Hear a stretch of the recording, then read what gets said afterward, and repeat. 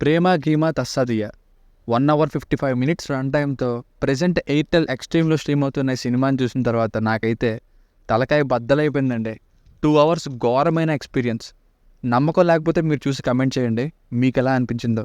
ఈ సినిమాకి కథ, కథనం, మాటలు, సాహిత్యం, సంగీతం, దర్శకత్వం అన్నీ కూడా కిరణ్ నైరత్ గారినే. ఇంకా హీరో కూడా అతనే అనుకుంటా. బ్రదర్, మీరు ఈ రివ్యూ చూస్తున్నట్లయితే అసలు ఏం తీద్దాం అనుకున్నారో కొంచెం చెప్పండి. సినిమా అయిపోయాక కూడా స్టోరీ ఏంటో తెలియలేదు నాకు. స్టార్టింగ్లో భార్యాభర్తలకి ఈ సినిమా అంకితం అని ప్రామిసింగ్గా ఇంటి నుండి శపథం చేసి వెళ్ళిపోయిన సీన్ అయిపోయిన మొదలు ఒక్కటంటే ఒక్క సీన్ కూడా అవ్వలేదు. సినిమా మొత్తానికి నాకు నచ్చిన ఒకే ఒక విషయం, మధ్యలో వచ్చే ఒక లవ్ సాంగ్ వినడానికి బాగుంది. ఇక మిగతా సినిమా అంతా నేను చేసిన షార్ట్స్ని ఇంకోసారి మళ్ళీ చూసుకోవడం బెటర్ ఏమో అనిపించింది ఈ సినిమా చూసే బదులు. అంత బోరింగ్ అండ్ సినిమా అయ్యాక కూడా ఏం చెప్పాలనుకున్నారో, అసలు స్టోరీ ఏంటో, మధ్యలో flashback mode, songs, item song, హీరోయిన్లు, love scenes with cheap and low production వాల్యూస్తో సినిమాటోగ్రఫీ.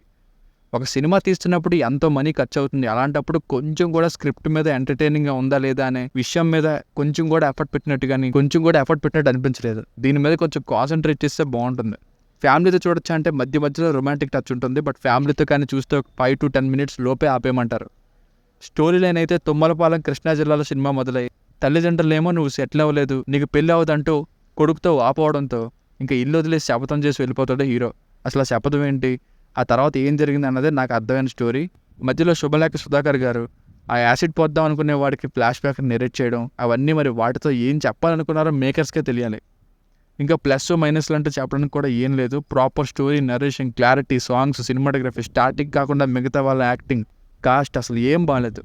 మాట్లాడితే రాయదుర్గం హైదరాబాద్ అని పడుతూనే ఉంటుంది అంతే. ఇక వర్డిక్ట్ ఏంటంటే సింపుల్గా చెప్పాలంటే టైం వేస్ట్. దీనికి రేటింగ్ వచ్చేసి నా ఒపీనియన్ 1.25. మీకు కనుక నా రివ్యూ నచ్చినట్లయితే మరిన్ని రివ్యూస్ కోసం మన ఛానల్ని సబ్స్క్రైబ్ చేసుకోండి. Thank you.